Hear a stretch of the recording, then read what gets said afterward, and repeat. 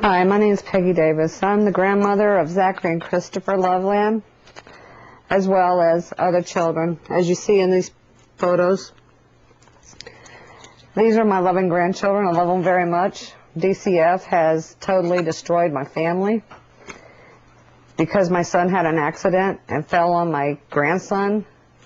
They have taken and ripped our family apart. I have documentation where they lied on it. They've lied in court. They've had therapists come in and say that they've seen me, they've talked to me, I've been in their office. I've never been in these people's office before. I never seen them until like the second to the last or third appointment that they let me come and see my grandchildren. At this point, I just want my grandchildren home.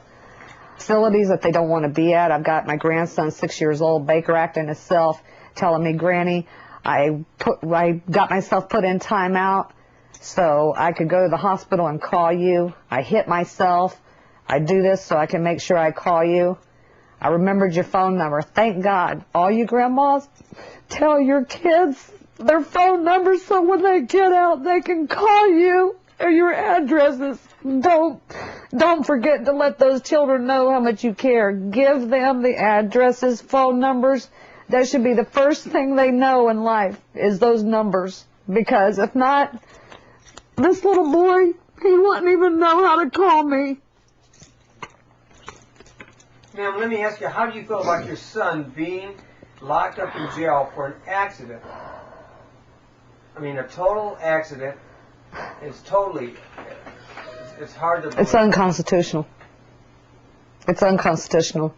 I mean, and they're hitting him with other charges for failure to appear when they can't even straighten out their own jurisdiction. They can't straighten out their own problems. I mean, I go and I see them and having them inside their office.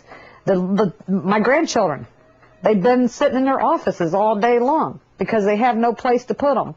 I don't understand how they can do this. I don't. I mean, my son's a big boy.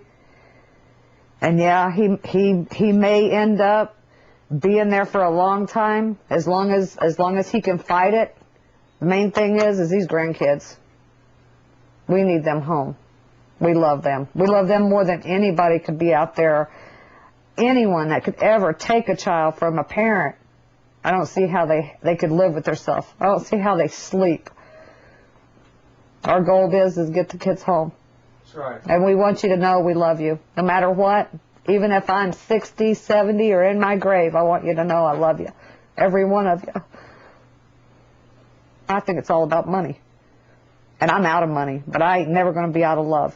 So I'm not giving up. What did you tell us about the situation where they called and asked you if you had the kids? There was a time that I got a phone call and asked me where the children were. And I said, you guys have them. And this was through the guardian ad litem. They had no clue where the kids were. There was also another time that they had called me and asked me questions about what I felt about the parents. I explained to them that the mother had done what she had to do.